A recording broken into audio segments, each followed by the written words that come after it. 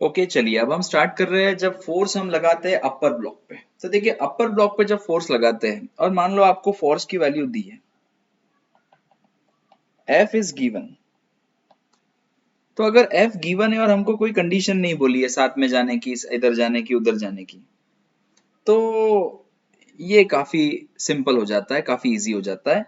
तो ऐसे केस में आपको सूडो फोर्स वगैरह इसमें कुछ लगता नहीं है। आप डायरेक्टली अलग अलग एफबीडी बना देने का दोनों ब्लॉक का। जैसे स्मॉल एम ब्लॉक का एफबीडी हमने बनाया F, और इसके तरफ यहाँ पर फ्रिक्शन फोर्स एक्ट होगा F2, और हम कहेंगे कि यदि F ग्रेटर देन है फ्रिक्शनल फोर्स F2 मैक्सिमम की वैल्यू से, सो डेफिनेटली अपर वाला ब्लॉक एक्सेलरेशन से मूव होगा।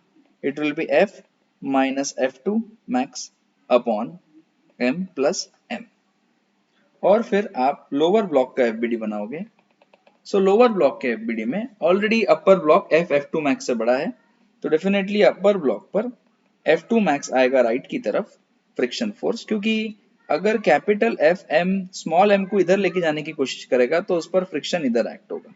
तो definitely capital M small m वाले ब्लॉक पे यही फ्रिक्शन राइट की तरफ एक्ट होगा, और ये वाला सरफेस अपोज करने के लिए फ्रिक्शन इधर की तरफ देगा। ये ऐसे है F1। अब ये मैक्स रहेगा कि नहीं रहेगा ये डिपेंड करता है इसकी वैल्यू कितनी है। ये इसकी वैल्यू जितनी भी रहेगी, और अगर ये है तो फिर ये मूव कर सकता है। फिर से अगर F2 मैक्स की वैल्यू F1 से छोटी है, सो कैपिटल M क्या होगा, विल नॉट मूव। इसलिए इसके मैक्सिमम केसेस में नीचे वाला सरफेस स्मूथ ही बताया जाता है, क्योंकि दोनों ब्लॉक प्रेस होने की वजह से यहाँ का फ्रिक्शन बहुत ज्यादा होता है और ये कभी इसको बैलेंस नहीं कर पाता। इसलिए अपर वाला ब्लॉक ही मूव होता है, नीचे वाला ज्यादातर रेस्ट पे रहता है।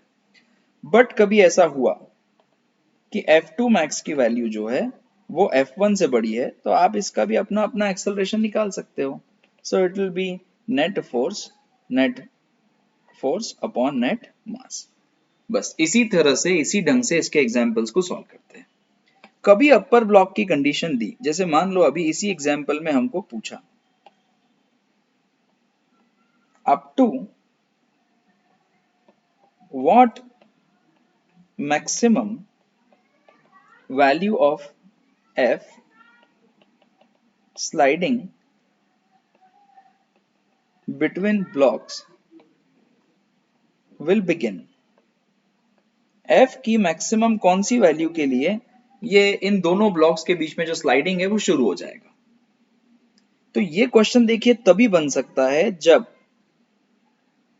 ये वाला फ्रिक्शन लोअर ब्लॉक और लोअर सरफेस के बीच में का फ्रिक्शन की वैल्यू इससे छोटी होनी चाहिए तभी, अदरवाइज यही कंडीशन मैच होगी। जैसे लेटर वाले पार्ट में अब मैं अगला क्वेश्चन आपको बताऊंगा तो उसमें आपको समझेगा कि इसको कैसे टैकल करते हैं। ठीक है, थैंक यू।